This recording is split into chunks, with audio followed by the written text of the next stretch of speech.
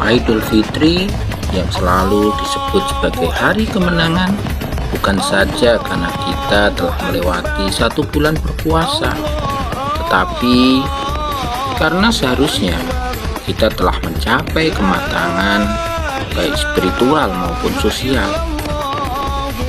Hari Raya Idul Fitri telah tiba. Lebaran adalah momen yang sangat ditunggu-tunggu, karena inilah hari kemenangan setelah sebulan penuh umat Islam melawan hawa nafsu yang teramat berat. Alhamdulillah, pada hari ini kita telah merampungkan ibadah rukun Islam yang keempat, yaitu 1 bulan berpuasa berikut rangkaian ibadah-ibadah sunnah di dalamnya. Lalu setelah kita meraih momen kemenangan ini, apa yang harus kita perbuat? Apakah berbangga diri dengan pencapaian spiritual yang telah dicapai, atau merayakannya dengan penuh sukacita? Idul Fitri bukan seperti turnamen sepak bola atau kompetisi lomba yang kemenangannya harus dirayakan dengan euforia dan penuh kebanggaan. Menangan Idul Fitri adalah ketika kita berhasil meraih kematangan spiritual dan sosial setelah 1 bulan penuh digembleng dan dididik di madrasah Ramadan. Secara spiritual, selama Ramadan umat muslim telah melakukan serangkaian ibadah, mulai dari puasanya sendiri maupun ibadah-ibadah sunnah di dalamnya seperti sholat tarawih, tadarus Al-Quran, beriktikaf di masjid, dan sebagainya. Sudah seharusnya jika melalui bulan suci ini dengan maksimal dan melaksanakan beragam amalan di dalamnya, kita akan merasakan sentuhan dan pencapaian spiritual setelah bulan suci ini berlalu.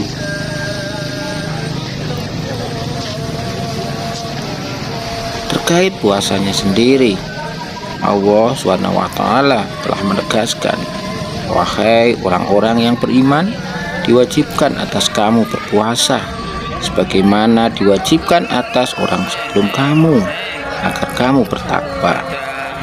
Surat Al-Baqarah 183. Coba kita cermati ayat ini.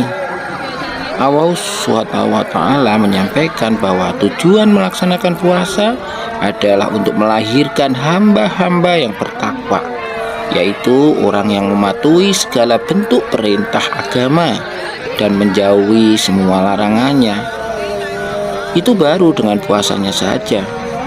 Bagaimana jika kita mengamalkan beragam ibadah sunnah di dalamnya? Tentu kita akan menyentuh titik kematangan spiritual yang matang. Inilah yang dimaksud dengan sebuah pencapaian spiritual. Lalu, apakah jika kita sudah melakukan banyak ibadah selama bulan Ramadan sudah selesai begitu saja? Tidak, kita harus menanamkan prinsip khauf dan raja. Khauf adalah kekhawatiran apakah ibadah kita diterima Allah SWT atau tidak, sehingga kita tidak terlalu puas dan berbangga diri dengan pencapaian ibadah yang telah dilakukan. Sementara raja adalah sikap optimisme bahwa Allah dengan sifat kasih sayangnya pasti mau menerima amal ibadah yang kita lakukan. Saat Ramadan berlalu, kita pun harus menerapkan 2 sikap ini secara proporsional atau berimbang.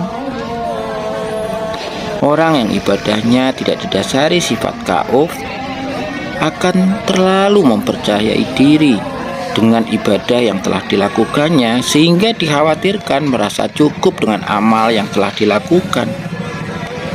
Sementara sifat raja diperlukan agar kita tidak putus asa kepada Allah SWT.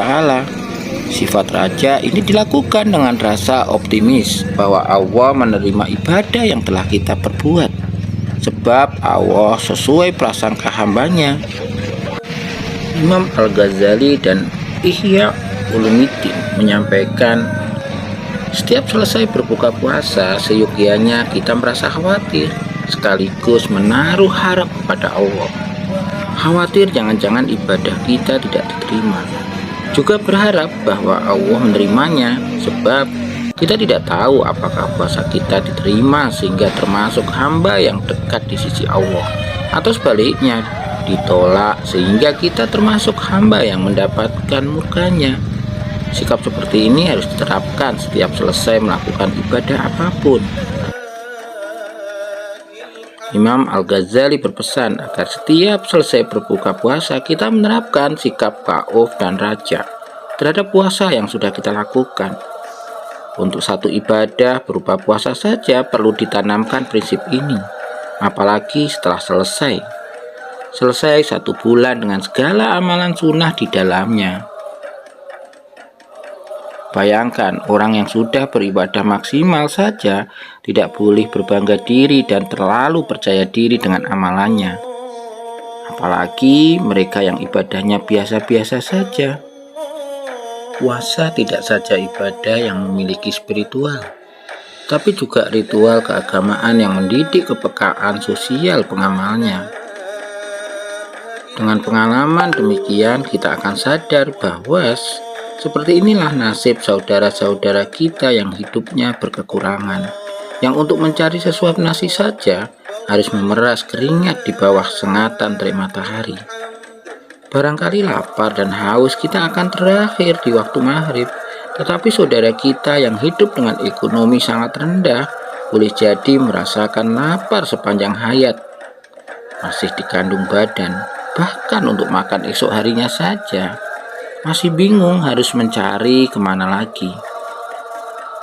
Saat Idul Fitri sudah tiba, sudah seharusnya kita mencapai titik empati sedemikian rupa karena sudah melalui hari-hari berpuasa selama 1 bulan. Namun sayang, kadang kita sendiri justru terlarut dalam kegembiraan yang kita sebut sebagai hari kemenangan. Berasik ria menerima THR, memakai baju baru, menikmati hidangan spesial Idul Fitri, berkumpul dengan sanak saudara yang masih utuh, dan sejumlah momen keceriaan lainnya. Namun kita lupa bahwa di hari kemenangan ini, boleh jadi masih ada saudara yang jangankan menerima THR, pekerjaan dengan gaji tetap saja tidak punya. Jangankan menikmati hidangan ketupat dan sedapnya opor ayam, untuk makan sehari-hari saja masih harus mengetuk pintu dari satu tetangga ke tetangga lainnya.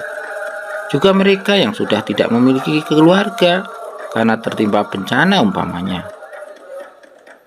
Jangankan berkumpul dengan keluarga lengkap, sosok ibu dan ayahnya saja telah tiada.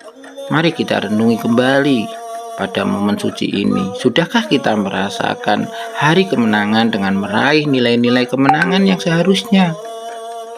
Kemenangan yang bukan karena kita telah finish melewati jalan terjal Ramadan, tapi kemenangan yang sesungguhnya yang tidak saja berupa kematangan spiritual, melainkan juga pencapaian kepekaan sosial yang seharusnya diraih.